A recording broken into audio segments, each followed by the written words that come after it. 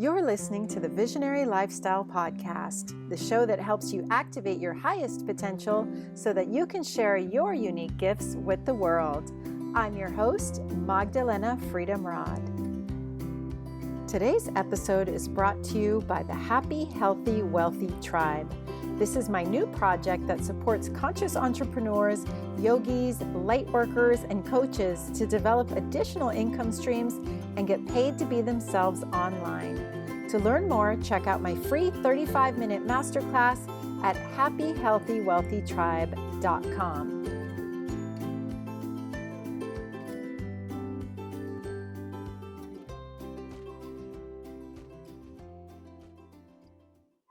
Namaste, greetings, welcome to the Visionary Lifestyle Podcast. I am Magdalena Freedom Rod. I am overjoyed to be here and relaunching the Visionary Lifestyle Podcast after an unexpectedly long pause. But nonetheless, we are back. We are here, just super excited and feeling super blessed to be here with you.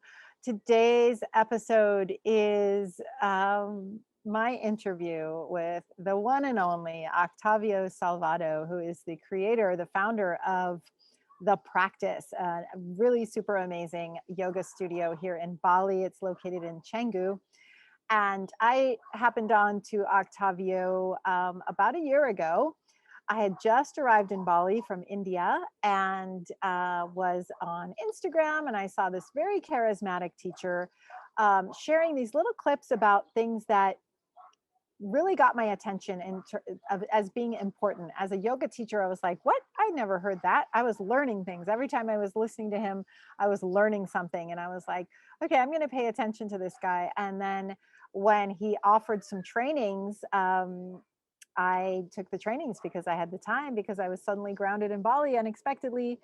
And normally I've been traveling for the past 4 years. If you've been listening for a while, you know this. So I was grounded in Bali, and there was this 50-hour tantric hatha yoga online training, and I took it, and it changed my life. It is life-changing. It is super, super powerful. I feel like I got more out of that 50-hour training than maybe in my whole 200-hour training that I did in 2010. It's really, really deep, really lots of content. I really highly recommend you check out their online trainings. I'm going to give you all their information now about what they have going on, how to reach them, and then we will dive into the interview. If you want to see the entire interview, you can find it on my Facebook page at Visionary Lifestyle and Podcast on Facebook. You can see a video of our live interview there, which was shot in The Practice after I attended one of Octavio's classes in person. After studying with him online, it was super fun and exciting to actually meet him in person. And I tell you, he's humble and he's amazing. And he is my new teacher. You know, after 22 years on the yogic path, this guy is my new teacher. He really is carrying a lot of wisdom. So please do pay attention to his offerings. The other training I took with him online was the Bhagavad Gita training, which is also totally life-changing and deep, and just there's so much content. He packs so much content into these trainings and really delivers them in such a professional, top-notch way online. And you know, they also have a couple live trainings coming up. If you are fortunate and blessed enough to be in Bali, you may want to join their 200 or 300-hour trainings. You can learn all about it at thepracticebali.com. That's the website. And they have a 200-hour online training coming up starting on April 1st. That's a 6-month training. You can do it live in the studio or online. And then they have a 300-hour training starting on May 20th. So these are both 6-month online trainings. So you have the option to do online or live in person if you're lucky enough to be in Bali right now. So without further ado, please enjoy this conversation. We talk about the true meaning of Tantra. We talk about the place of a yogi in the modern world right now. Like, what is our responsibility as yogis? We talk about the true meaning of yoga. What is true yoga? This is a really deep conversation. I got to ask him a bunch of questions to clarify things that I learned in the training. And again, I really do encourage you all to check out the online trainings, and well worth the investment, because it not only does it, make you a better yoga teacher if you're already teaching yoga. For me, it added a whole new scope of things that I can teach about that I'm really passionate about. but also the personal development that you do through these trainings, just moving us further along our own personal yogic path. And, one step closer to samadhi, the more we know, right? And just this beautiful tantric world that is not the neo tantra that most people are familiar with when we say tantra. So I really appreciated his time and the ability to ask him these questions face to face and really bring some clarity to this conversation about what is true yoga, what really is tantra, what is tantra not, what is tantra, like such a deep and powerful conversation. And I really think that these are important conversations that the world needs now. So without further ado, thank you for being here. Blessings to you on your journey. And I look forward to bringing you some more content now that we are just relaunched here, Visionary Lifestyle Podcast 2.0. Let's do this. Woo. Namaste and welcome to the Visionary Lifestyle Podcast. Namaste and welcome. Thank you for having me. Namaste. Ladies and gentlemen, introducing Octavio Salvado, my new teacher. Wow. Wow. Yeah, I've been on the yogic path for 22 years. And, I did my yoga training in 2010. I've been teaching since then. But meeting you has taken my whole practice and my whole teaching to the next level, and I'm so grateful. I'm so grateful because you have helped me find my true home of yoga, which is the Sri Vidya lineage. Absolutely. I didn't know. All this time I was actually a tantrika. I didn't know. Now I know. And we're actually just both students on the path. Right. And I'm sure I have as much to learn from you as you do from me. I'm certain of that. So it's all good. I feel our kindred, flaming soul. And I think we're definitely aligned in a lot of regards. So I'm happy to be here and to chat with you. Yeah, we're going to talk about all the things. Let's start with the thing that when I say I realize now I'm a tantrika is when that landed for me was during one of your trainings that I took online in the last year. And that was one of the COVID bonuses for me was having time to actually do this like online training. Absolutely. And to stop and drop into that was, life-changing. So, but when we got to the part of the worldview of the Sri Vidya lineage, I was like, this is me. This is everything I believe. So then that's how I know that this is my home now, So could you talk a little bit about what that worldview is? It's a long story. It's that. I know. That's what it is. It's, Sri Vidya, let's just make it really, let's go back to the nuts and bolts and we'll just work etymologically for a moment, as in breaking down the words. Sri means auspicious. Auspicious means that which attracts true happiness and success. So we're not talking about peripheral, momentary happiness based in some sort of external achieving or acquiring. And we're not talking about mediocre kind of success. We're talking about dharmic success. Now, when those things come together, when we start to attract more soul happiness and more soul success, that's beauty.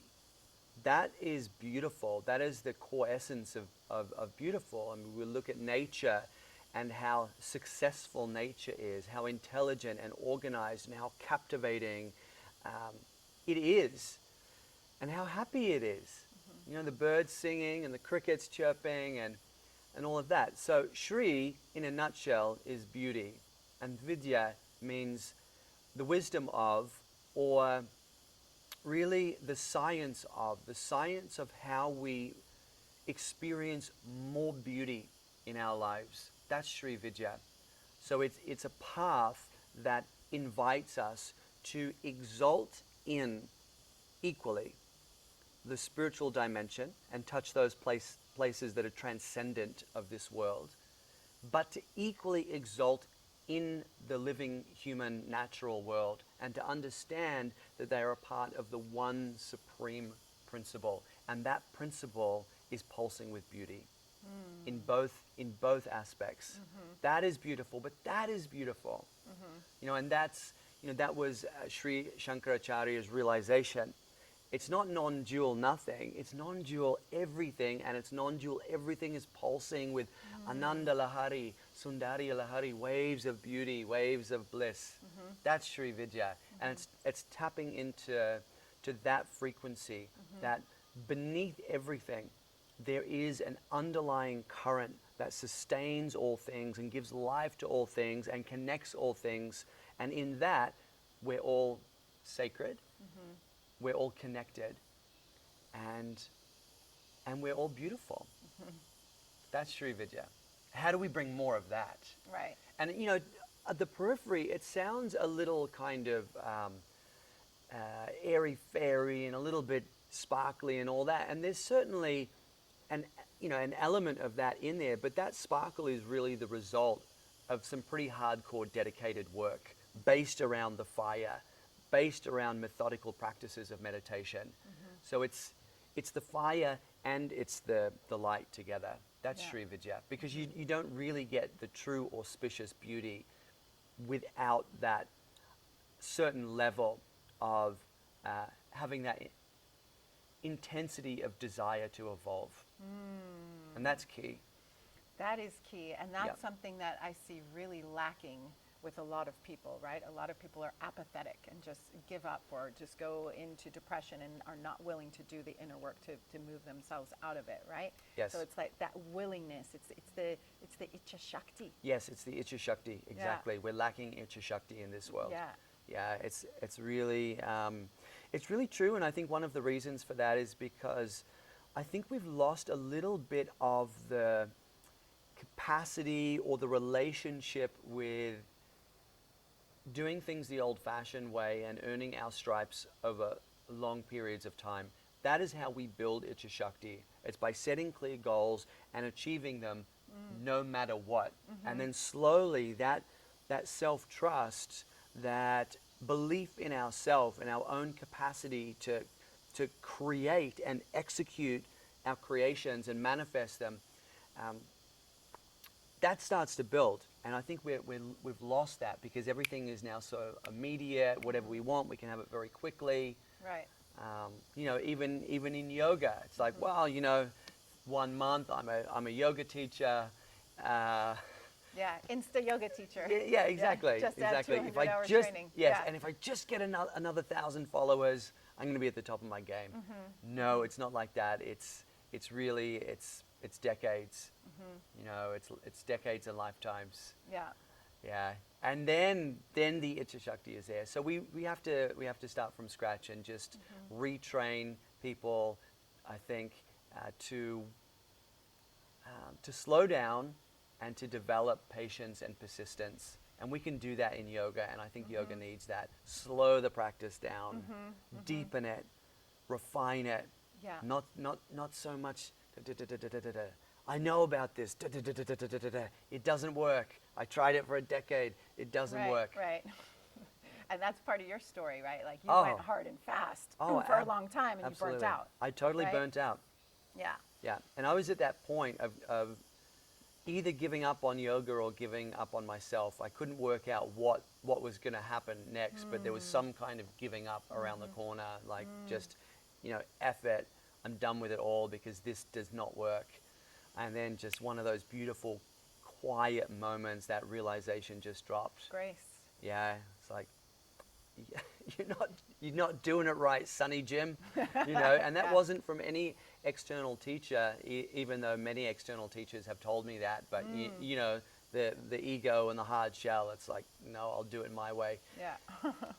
And but then it was just one of those graceful moments where it just dropped. It was like, if you keep going like this, you're gonna destroy yourself, and you're gonna keep on burning things to the ground. Yeah.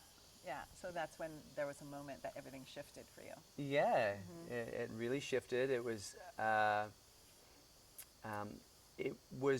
Icha Shakti again, but this time in the form of, I'm going to force myself to practice slower, more methodically, to actually meditate. Yeah, to come to the path of true yoga. Yeah, exactly. Right. Which interestingly, I did arrive to with my first teacher and through Paramahansa Yogananda, but I just got swept up in this wave of wanting to be popular and cool.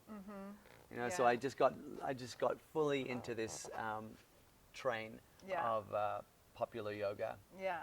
and saw what that was all about. Right. And I get it. It's captivating. It's kind of, it's sexy and it's glamorous and it's kind of like being a pop star almost, you know, and I was just eating that up and just destroying my nervous system and my mind and my body and my relationships, you know, as a part of that process. Yeah. Well, thank God for grace that you had that moment where everything turned and you came back to the path of true yoga. And I'd like to talk more about that. But before we really get into defining true yoga, I'd like to just draw awareness to what you talked about, you know, everything is dual, right? And basically what we're talking about is we are fully human and fully divine, right? Yes. And the Tantra is the weaving of those two, correct? 100%. Yeah.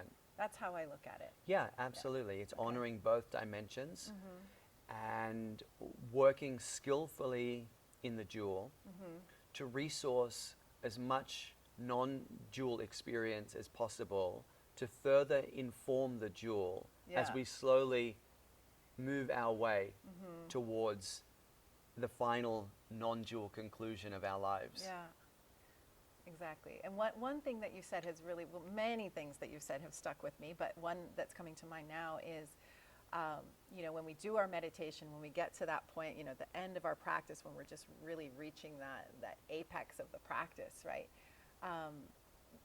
Tasting the divine, like tasting that realm, that Purusha, right? And then bringing it back.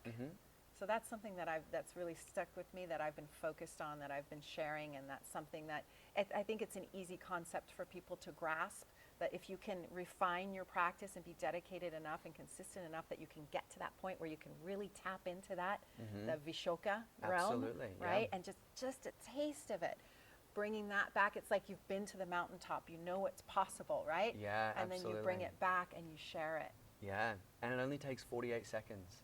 Yeah, it's funny because when I get there in my practice, I'm like, how many seconds is it? Oh, damn it, I'm thinking again, you know? But it's like, I'm so aware of that, and I think I've hit it a couple of times, because you said that's where, when you actually accomplish that 48-second hold, that's when your Dharma kicks in or something? You said something about that? Yeah, there's a very unique term for that, which is Dharma Mega Samadhi, which is, Mega means cloud. It's like all of a sudden the mind is just absorbed into this virtuous cloud, and the only thing within the mind field is virtuous things. It's just such a sublime place. And just to touch that for a moment, that will transform your day. And then if we do that every day, then every day is transformed. And slowly that little drop of higher awareness, that light of Vishoka or Purusha or whatever we want to call it, just that moment. And the more we go in there, the more that expands, and we just anchor ourselves more and more in that light of beauty and higher intelligence. That is the reality of Sri Vidya. Yeah. That's what that is. Yeah. That's how it moves from a concept, all of those things that I just said, it's authentic success and happiness. That's how it becomes actually something concrete. It's through the practice.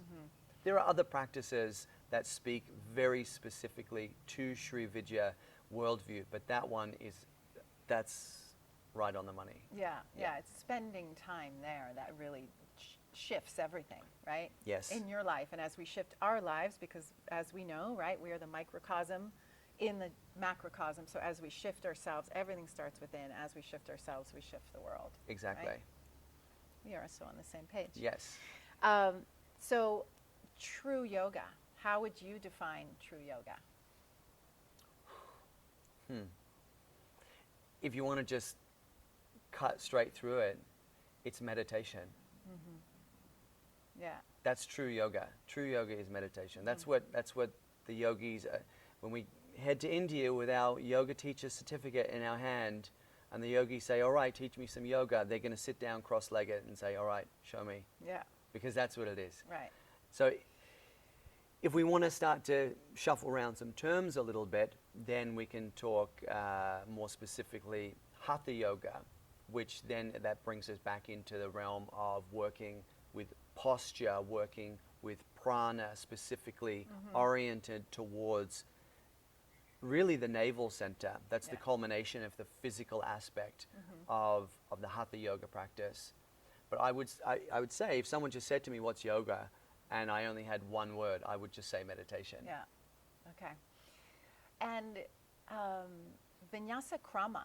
Yes. Can we talk about that for Yeah, a minute? absolutely. Because another takeaway that I had from our training together was the definition of vinyasa versus the definition of Vinyasa Krama. So can you spell that out? Because a lot of the people that listen to this show are like new yoga teachers, you know, or aspiring yoga teachers, or people maybe new on the path, maybe longer on the path. But like I said, for me, 22 years on the path, I was not aware of that. So I think that this is a really good nugget for people to get.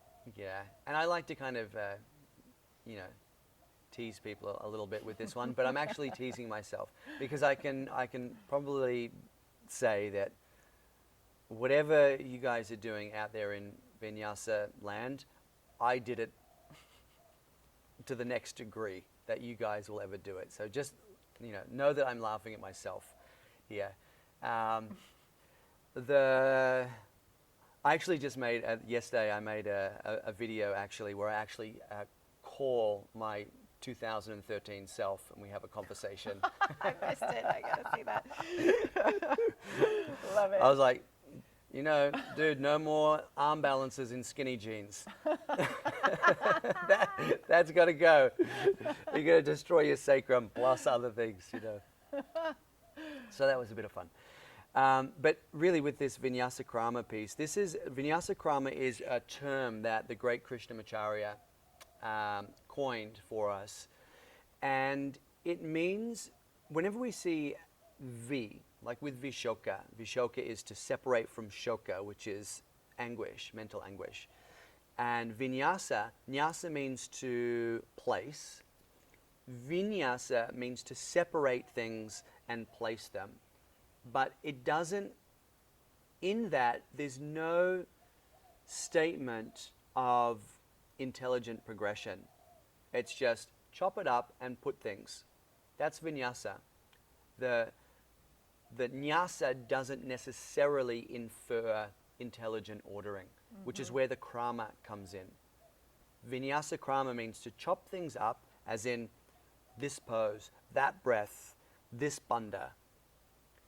Chop them up. Okay, let's look at them individually and arrange them, Nyasa, Vinyasa, Krama, in a very wise progression. That's practice. That's how all of our practices ideally should be. And I just think it's interesting, and this is the bit where I, you know, tease myself, my 2013 self a little bit, is, you know, I was not practicing or teaching Vinyasa Krama. I was teaching Vinyasa. I was just chopping things up and arranging them based on what I thought other people would like, or what I thought was cool, or somehow matched the moment in the track that was just about to drop, you know. Trendy. Yeah, exactly. Can I get that Ekapada Kundanyasana just when the, you know, the drum beat comes in? Yeah. You know, and the whole thing becomes this choreographed kind of situation, which, like a spectacle, but the three, being in the three energy, that's the performer. absolutely. So we love that. Right. We love that. And it's really just about what kind of production do we want to be involved with.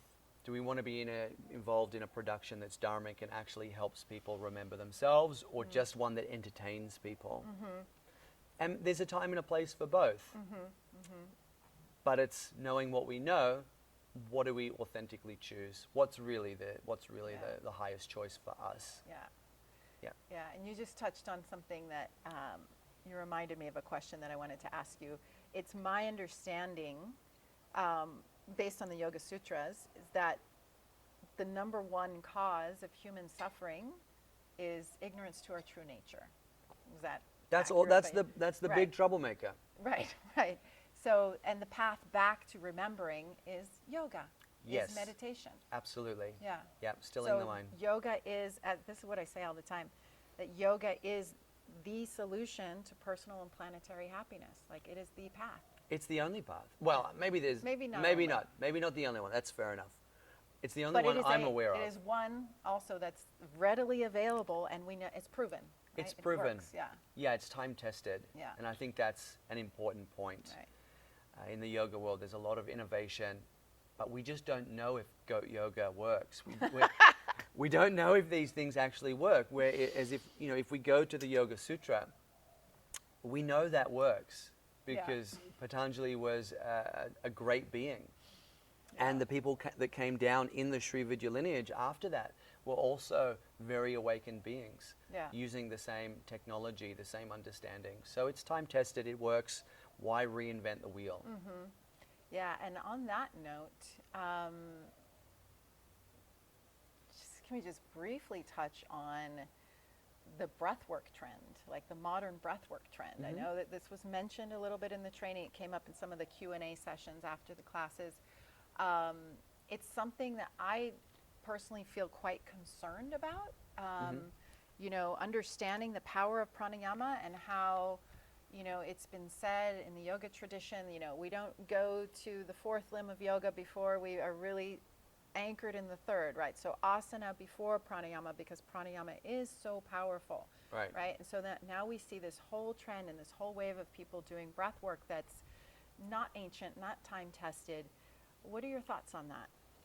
I think there's some risks involved. I mean, because of the intimacy between breath and mind, you can't do something intense with your breath and not expect to have an intense response at the mental level, because they're always operating like two sides of the one coin. Mm-hmm.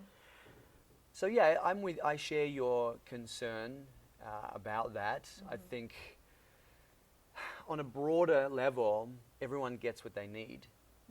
But on a more realistic level, I also feel that these things are not time tested, and we don't have enough data to certify in the long run whether they're mentally good.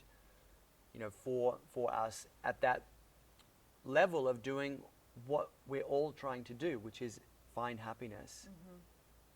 Does disturbing the mind field in a very short, intense amount of time, is that beneficial?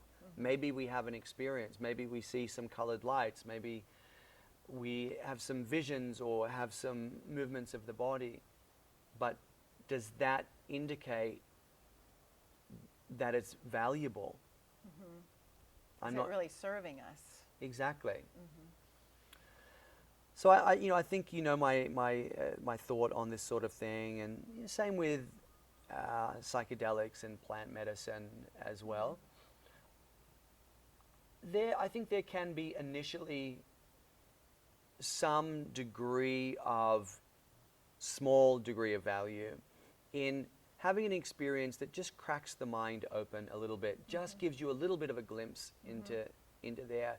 But Tantra is based, that second part of the word, tra, it means systematic and safe. That speaks to a whole range of preparation practices, moving from yama, niyama, moving through, asana. Can you hold asana steady? Can you develop your breath within steady asana? How are you with holding the breath in and out for short periods? What about long periods? Now let's try the bandhas. So it's this systematic process of increasing our stability. And then we can start to explore some more intense practices, some stronger practices, because we have the physical, energetic, mental, structural framework to be able to hold whatever comes up. Yeah. It's like building the foundation before you build the house, or before you get in there and start hammering away. And exactly. That doesn't make for a good house if your foundation's not strong. Yeah. Let's take a water break with our matching yoga. Oh, that's cool, isn't it? Water bottles. Look at ours. These are our Rishikesh? Wife. I'm not sure. He said, copper's going to be good for your pitta. Yeah? She said to me today, she said, this is like the Viparita Karani. of drink bottles. Oh, yeah? It's tridoshic. Oh, okay, that's good to know. Yeah. Yeah, all right. Good, water's important. Got to stay hydrated. Let's talk about Tantra. Okay. Let's talk about true Tantra and where the world has gone, because I think it's synonymous with the Western world taking yoga a bit off its original intention. Way right? off. Way off. More than a bit then. Yeah. And going for the sparkle pony, shiny lights, shiny apple syndrome kind of stuff that we talked about already. I think so. We can acknowledge and agree that yoga has done that, and we're talking here today about true yoga, which is more meditation, and all the asana and pranayama and everything is really preparing us for the meditation, which is the true yoga. Similarly, Tantra has been taken away from its original intention as well, right? Like, I would love to hear your definition of true Tantra and your thoughts about what's happening in the Tantra movement. Or Well, let's just say that Sting has a lot to answer for. I think he was one of the original sort of celebrities that brought forward this idea that Tantra is about sex. He was on someone's television program and was talking about making love for 13 hours and multiple orgasms, and then everyone got crazy about Tantra. Oh, I didn't even know Sting. Yeah. I didn't know about that. All right. So, and he learned it from one of the past sannyasins from Osho's ashram. So that's also a very interesting sort of deviation from things. I have no doubt that Osho was a very unique and in some ways awake character. I mean, you read some of his books, he's got a lot of awareness. However, I don't think that he did great things for Tantra. I think there may be times and places, and it says this in the tradition, that yes, there are elements of sexual ritual within Tantra, but they're not for everybody. They're not for regular people like us that haven't done decades and decades of intense sadhana and are very competent and comfortable with activating our own prana shakti. We know the full range of our minds. We understand our pranic capacities perfectly. We're already a jivan mukta, basically. We've self-initiated ourselves into that, what's called the right-handed path of Tantra, which is the more orthodox yogic side, we could say, the practical side, which we'll talk about in a moment. Once we've done all of those things and we are established in our own self, then maybe we get initiated into this left-handed path of Tantra, which involves different things. Intoxication would be one of them. Working with the theme of death would be another. So working in graveyards, meditating on top of corpses, communing with disembodied beings. And then there's the sexual rituals that form a part of this left-handed or forbidden Tantra as well. But having said that, it's done in a group setting. The ritual is called Chakra Puja, and it's done in a group setting. It's not, snatam kur on the stereo and the incense and the candles and super sexy and oil massage and then more eye gaze. It's none of that. It's highly ritualized. It's specific sitting positions. It's hours of mantra. It's specific pranayamas to deactivate the rajasic qualities within not just the sexual act, which is the last one, but also in the wine, in the meat, in the fish, in the parched grain. Different mudras, different mantras to deactivate the provocative elements within those things. So the lustiness within the sexual, right? The alcoholic component within the wine. So there's mantras that will deactivate the intoxicating effect of the wine. These sorts of things. So what you're left with is just the refined sattvic essence of all of those things. It's not just you go and do a weekend workshop and learn some new sexual positions. That is a deviation from the truth, and it's actually it's a major, major distraction. I'm not saying don't become a more conscious partner or more intimately skillful in whatever way, but we don't need to call that Tantra, because it really isn't. The sexual rites within left-handed Tantra are so specific and so ritualistic that if people knew what they were, they wouldn't want to do them. Yeah. Because it's decades and decades of training, and it's not sexy. So the confusion is that people are calling sacred sexuality Tantra. Exactly. Let's just call it sacred sexuality. That's lovely. Great, do that. That's not a problem. I think there can be value in that. There can also be some issues with that as well, as I saw very clearly when I was with my first teacher in Thailand, and there was a tantric school there, and there was a lot of rape, there was a lot of sexual misconduct, there were a lot of confused young women and probably young men coming out of that school as well, with very twisted ideas about relationships, about sexuality, about gender, even what our roles are as men and women. It was just a disaster. And that Swami of that school, he got kicked out. He got chased out of Thailand, as he got chased out of India, a few decades before that. So if you've got two countries kicking you out, one very established in Buddhist Tantra, Buddhist meditation, which is Thailand, and then you have the mothership, India, and they're both saying, you're out of here, then, But they're the biggest Tantra school on the planet right now, which is... So just pumping misinformation out. Yeah, pumping misinformation and... Yeah. That's why I wanted to have this conversation, to correct the record for anyone who's listening, Yep. Because I just see a lot of people going down the wrong path, and I'm like, wait. Yes. Come back. It's a distraction. Don't go there. Just Hatha Yoga, meditation, slowly.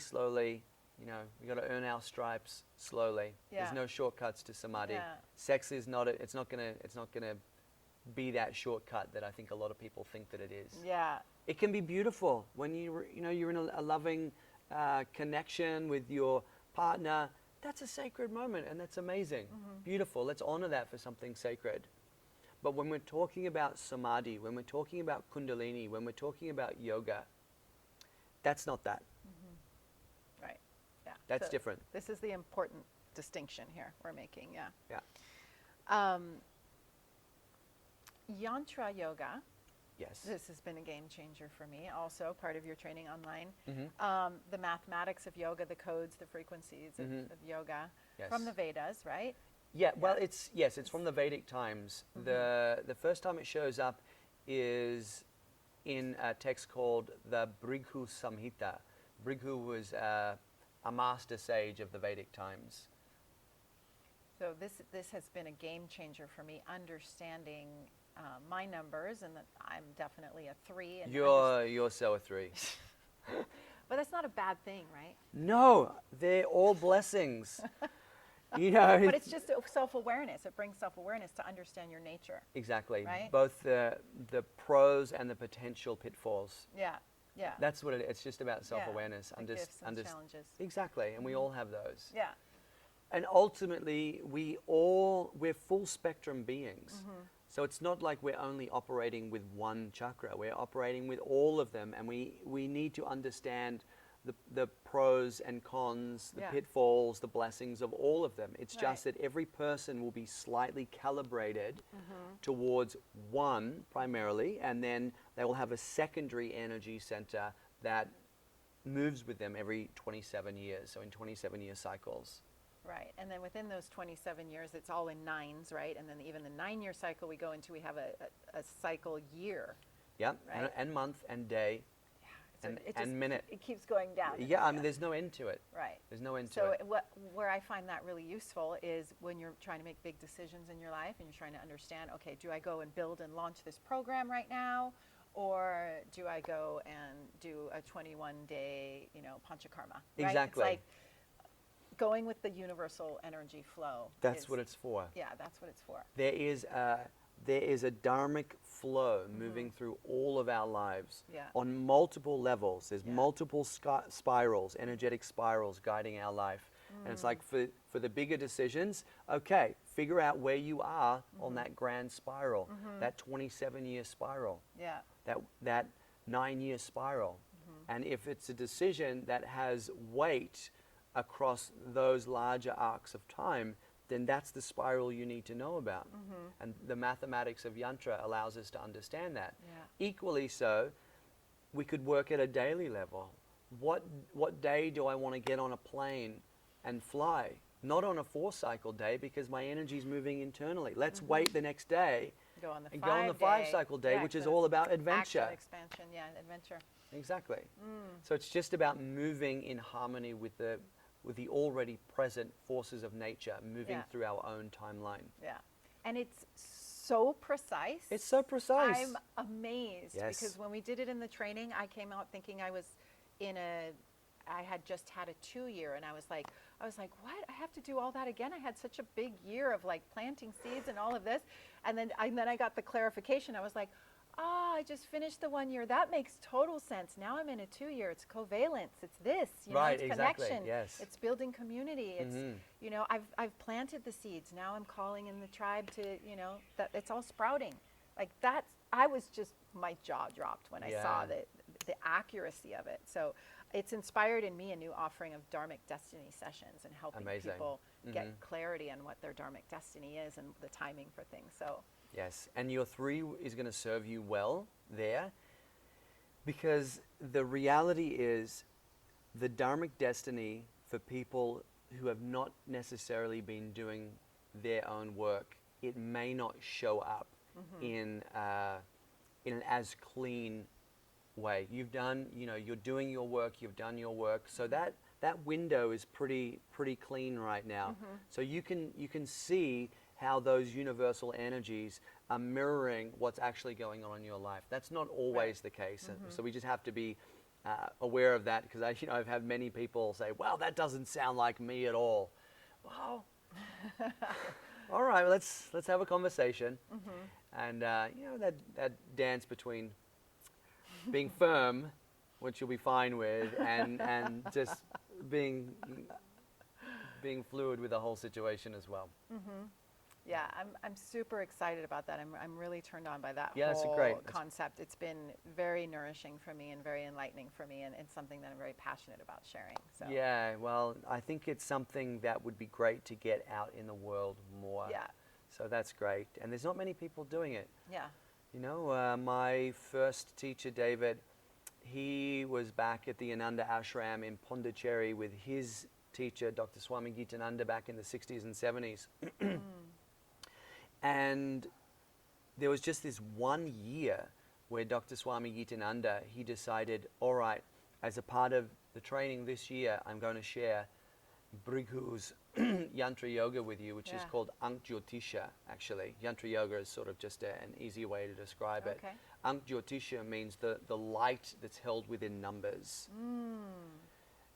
And just on that 1 year, when David was there, Gitananda shared these, teaching on Yantra Yoga, and we're just touching the very surface of this science. It goes into karmic reactive cycles, being able to figure out when there might be negative karmic impressions trying to influence that smooth flowing dharmic cycle. So there's a whole universe in there, and not many people know about it. Because after that year, for some reason, Gitananda didn't teach it anymore. Wow. Yeah. So David picked it up. David and has picked it passed up. it on. And Exactly. and look, and this is how we do it, right? It just Yeah. moves to the people who need it. Exactly. But there's not many people Yeah. around that know about it. But it's a shame because it's so helpful. Mm-hmm. How is it different than like life path number, right? Because it seems to be like it is actually the life path number, but it's so much more, right? Yeah, I think that all of these things, modern numerology and some other sort of systems that work on life path numbers, I think they evolved out of Jyotisha. At some point, they kind of pulled out and just took sections of it. Yeah. But there's a complete science in there Yeah. just waiting to be unraveled. Yeah, I'm so inspired to go deeper into it and to Yep. share. I feel like what I've already learned has been so meaningful for me and the people that I've shared it with, and I'm definitely out there sharing it more and wanting to study it more and go deeper and unravel in this endless path of yoga. Everywhere you turn, there's another door and you open it and it just keeps going, right? It's Oh, wow, yeah. You just universes Yeah. within universes. yeah. It's like, there's another lifetime gone. Like when we finished the Bhagavad Gita training and the Raja Yoga, which by the way is the other game changer for me. I think I'm on day around 70 of my 108-day sadhana with that now. That's amazing. Holy mother. I mean, my meditations, I finally, Yeah. thank you, have a real meditation practice where like I do touch into Purusha every day now. Yes, you know? I know. It's amazing, isn't it? It's freaking unreal, and Yeah. I can't wait to teach it. I'm Yeah. completing my 108-day sadhana, you know, Yeah, good in for honor you. of the tradition. And Yeah. but I'm just like, I can't even wait to share this with people. That's So, amazing. that's been a major gift as well. Which brings me to, I really want to drop into the role of the yogi in the modern world. And I know Sure. that we are aligned on this vision, and I just want to take this opportunity to say how deeply I appreciate your courage and your integrity and how much you are speaking out about what you believe to be true and what the necessary conversations that we need to be having right now. And we know that social media is shutting down alternative narratives left and right. Yes. This is my podcast. We can say whatever we want. It is on Apple iTunes, so yeah, we'll see what happens. Let's see what But happens. We'll do our best. We'll put it on YouTube. We'll see. But We'll see. you know, let's talk truth. Let's talk Dharma. Yep. You know, because your Dharma is greatness. Absolutely. Thank you for that. That Yep. training. Everybody, his training's online. If you can't make it to Bali, do his online trainings. Life changing. Thank you. Really, I'm gushing. You know, I'm like, wow. Let's talk about the role of the yogi in the modern world. What is our responsibility? It's the same as it was in the ancient world, and that's to be warriors with higher awareness and to fight for the people and fight for principles. Fight for the people who need help, and to fight for the principles which are aligned to truth. Give me liberty or give me death. That's the slogan. There's a weakness in modern yoga. Somehow we've got this idea that we should all be passive, we should be politically correct, we should just, as much as possible, not try to make any waves or ruffle any feathers. Like, where are these yogis and these yoginis, these Kali Mas and these Durgas riding their bloody tigers? Where are they? That's yoga. Willing to do whatever it takes to ensure that everyone can see everything clearly. No BS, no propaganda, no manipulation. Give me liberty or give me death. And you fight for it no matter what. You find a way to fight. We're not talking about this. Fisty fighting. Maybe it gets to that. If that's what the Dharma calls for, then have at it. It's the battlefield. It's the battlefield. Exactly. But it's really about standing up, making statements, not being afraid of the ridicule and the shaming and the abuse that is just so rife particularly in the modern yoga world. of all of the people that have tried to shame me the hardest, particularly over the last 12 months, it's the yogis who have done it the most, which I found really fascinating. So I'm not going to go quietly. I'm not going to play nicely. I'm going to fight fire with more fire. My fire is bigger than your fire.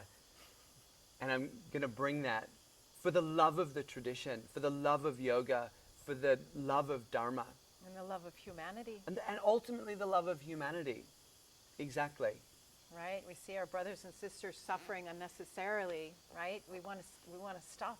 We want to stop the bloodshed. We want to stop the fear-mongering. We want to stop the true virus of fear.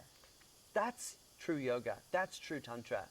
That's the Mahamrityunjaya. That's the sacred fire. You want to break it down, that's what it is. It's the clear seeing, activating deep compassion and love for all beings, and then the intensity of desire rising up to do whatever is required,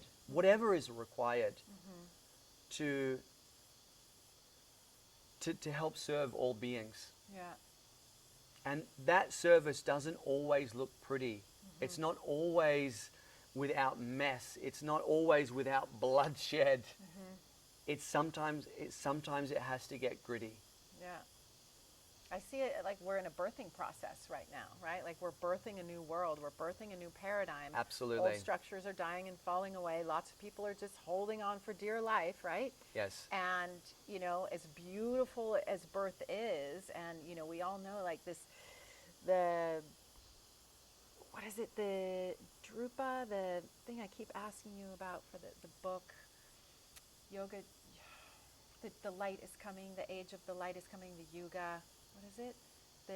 The Dwapa. Dwapa Yuga. Yeah, the Dwapa Yuga is coming. We can touch on that a little bit more maybe, but we're in the birth canal right now, right? We're in it. It's painful. We're getting squashed around. It's bloody. It's bloody. It's You know? messy. Yes. It's messy, but the Dwapa Yuga is what's being born. Yes, and you can't stop it. Yeah. You know, nothing can stop it. So just let go. Let Yeah. go of the old paradigms. Yeah, surrender, release, and Exactly. allow yourself to move into what's coming. Yeah, the Dwapa Yuga. Can you just define that? Dwapa is spoken about as this bird of freedom. This bird of freedom, like almost like a phoenix, and just rising up. Out of the flames. Exactly, the great flying up, the great rising up. Out of where? Out of what is that source of all of our drama? Avidya. Forgetting who we truly are, where we came from, why we're here, what we're here to achieve. We forget all of that.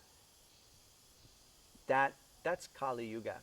That's what it is. That's the time that we're coming out of, where the world has literally, not metaphorically, but literally been run by demons, and have just cast a spell over the whole world, a spell of forgetfulness. And now, as you said, those paradigms are starting to crack because you can't hold back the light of the ages. You can't do it because the cosmos is bigger than us, and it will do what it's always done. And what is that? It's move in cycles. So the darkness is cracking. The darkness it's yielding to this just uncompromising light. So from Kali Yuga to Dwapa Yuga.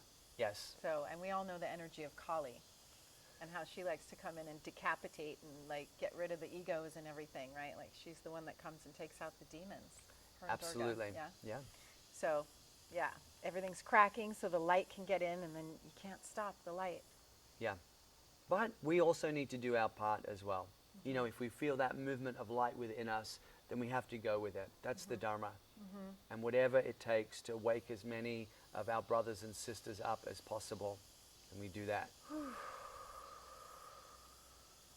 Yes, no fear. No fear. I've been sitting with that actually, fearlessness, and my battle cry, which was one of the assignments that I love that came out of the Bhagavad Gita training. I have my battle cry, and it's so solid and it's so right. And it's so good. Yeah.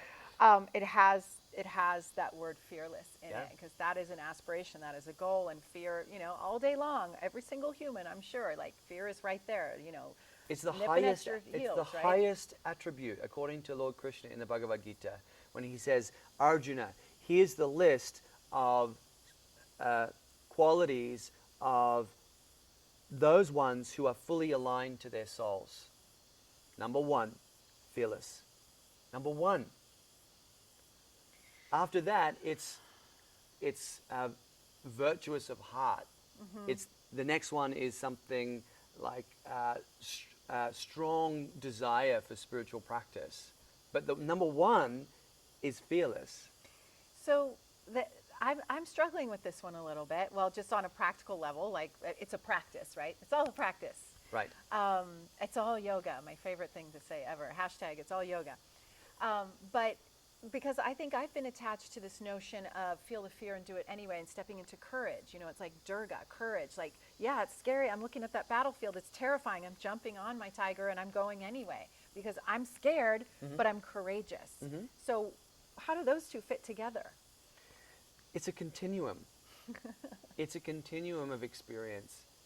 The courage is the wheels of the cog that need to be there at the beginning.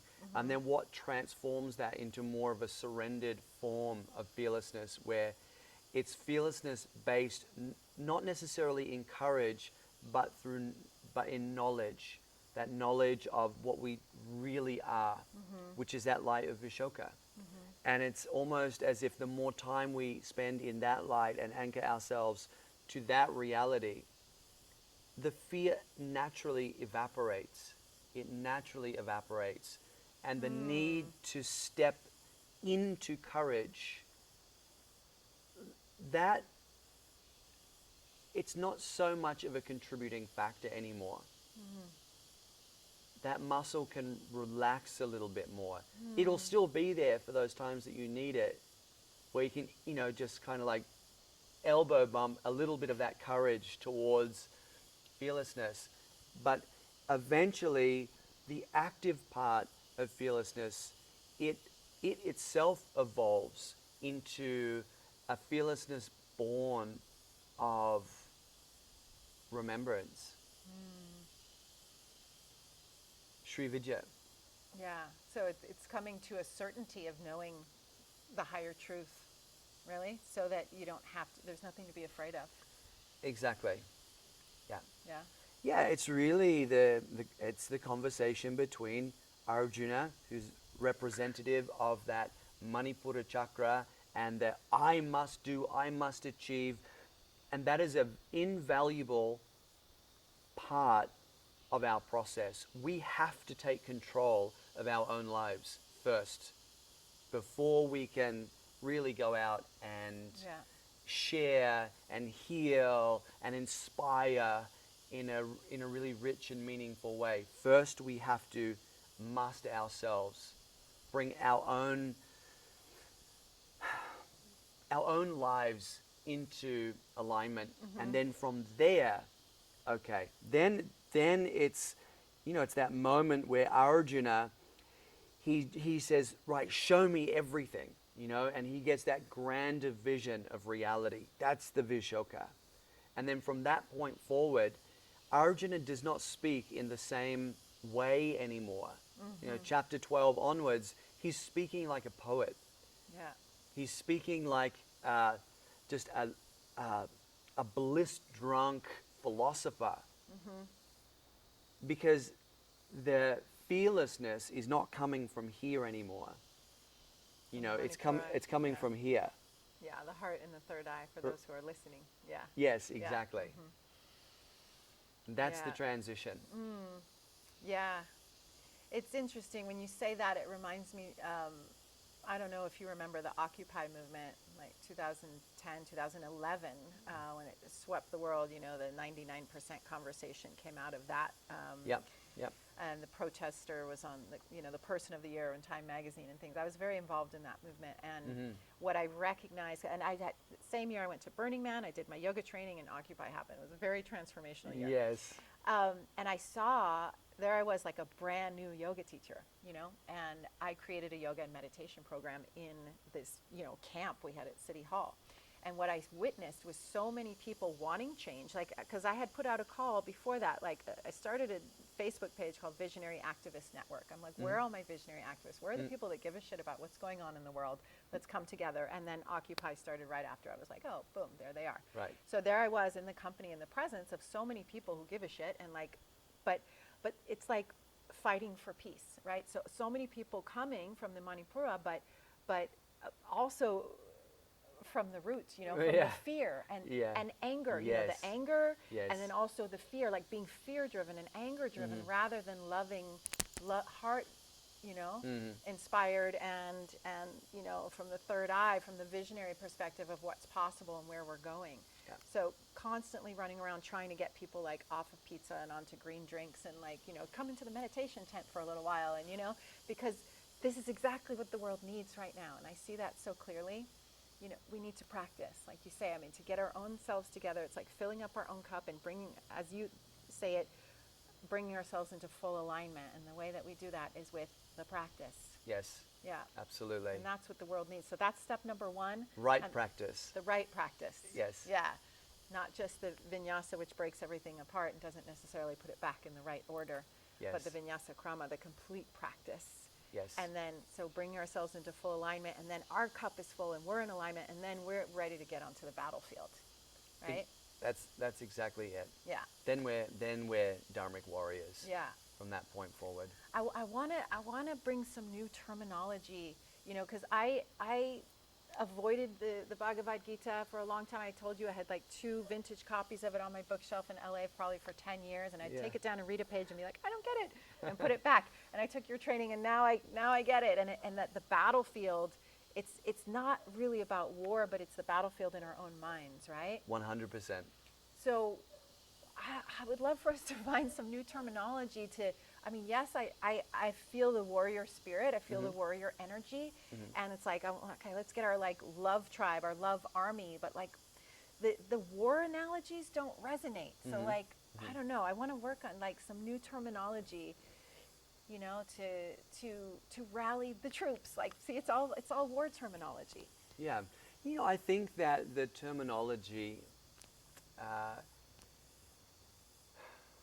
is really just the container, and it's the soul essence that goes into the analogy that's really going to switch people on.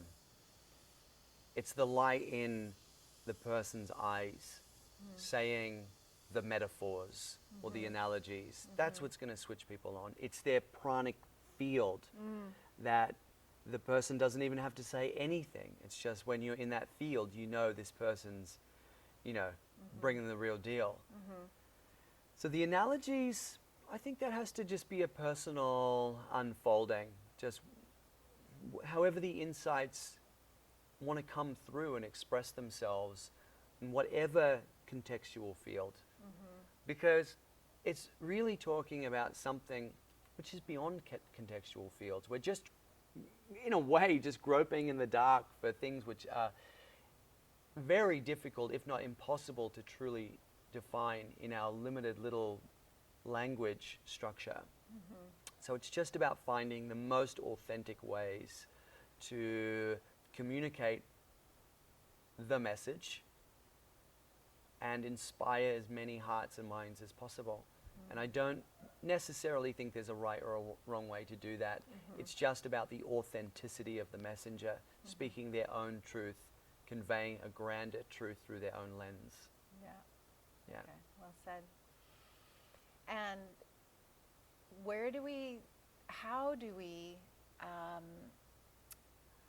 forge this path as Dharmic warriors without tipping into righteousness and ego? Because as a 3, this is my personal battle. Yes. Right? Finding the balance between humility and Icha Shakti.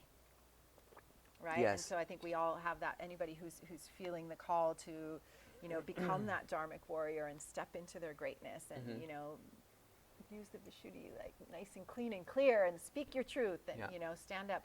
How do we not tip into, the ego side of things? Like it's a delicate balance. It's isn't it? really, It's a really fine delicate. line.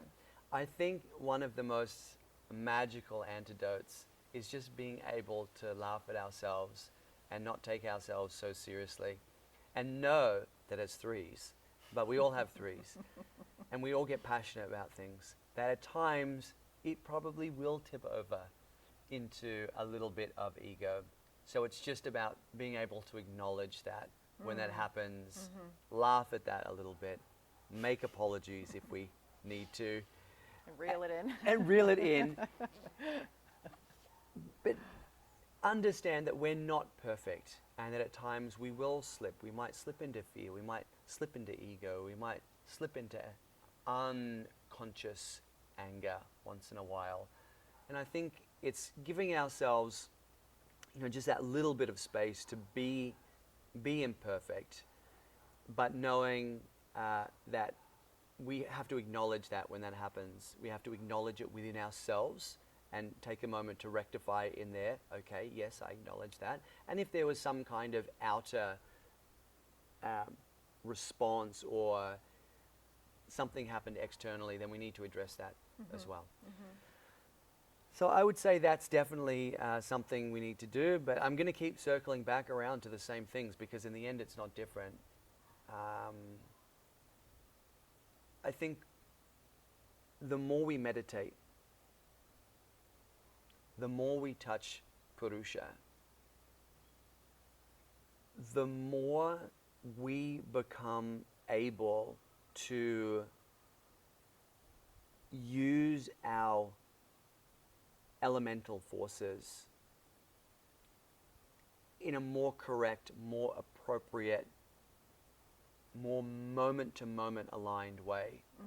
I think about two of my greatest influences. One is Pandit Rajmani Tugunayat, and the other is a man called Jai Krishna, who I spent a lot of years in India with, and he was the one who initially taught me about the sacred fire, the external version, and kirtan as well.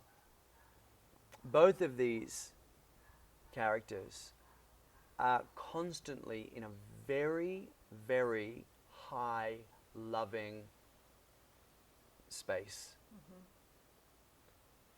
However, in moments that require the fire, they bring it with such precision that it just cuts through whatever avidya is present in that moment. And it just always just impressed me so much that the baseline was one of bhakti, it was one of love, it was one of unity, but they weren't afraid to, and they were very capable of working with these lower, as in lower elemental forces, the fire, the earth, in those moments that required it.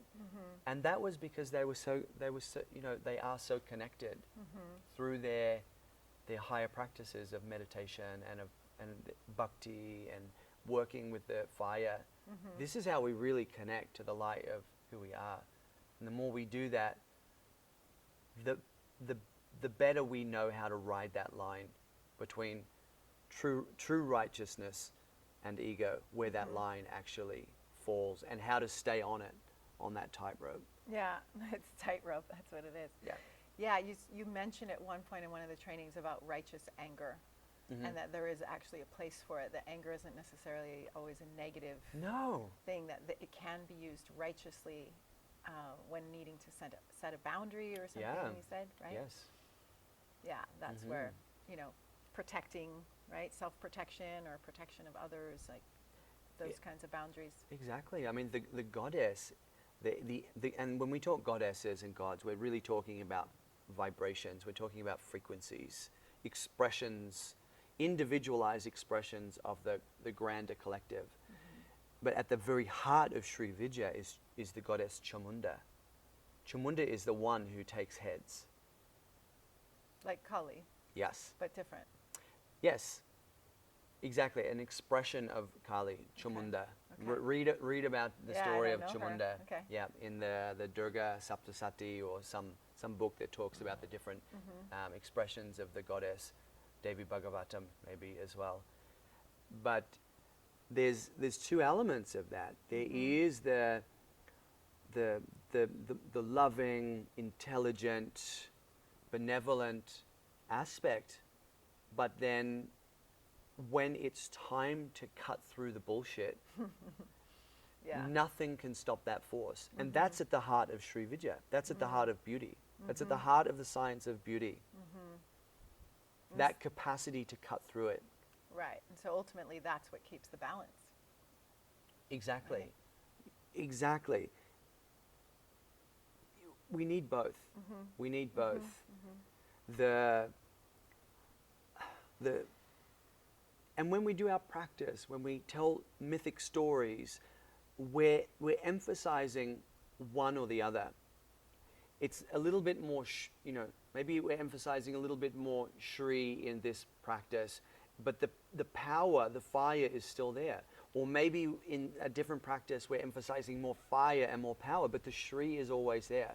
The beauty is always there. And they're always together. They have to be together. They can't not be together. Yeah. Yeah. I get it. Wow. Okay, that's a lot for people to chew on, I think. I would love to know if you have any last nuggets, messages, for the yogis, for the aspiring yogis, for the new yogis, for the seasoned yogis, for the Dharmic warriors in training, what's your last word? Meditate daily. Meditate daily. Learn to breathe properly. And only practice with people that really inspire you. I can check that box right now. Yeah, I'd say that's my final words. Thank you so much. Namaste. Namaste. Thank you so much. Thanks so much for listening. If you found value in the show, we ask for your support by writing a review on iTunes and sharing the show with your loved ones and on your social networks. We also invite your support on our Patreon page or with direct donations via PayPal. All details can be found on our website at visionary-lifestyle.com/podcast. And please make sure to join our community online on our Facebook page at Visionary Lifestyle and Podcast, as well as our online community group by the same name. And you can find us on Instagram at Visionary Lifestyle Podcast. Namaste.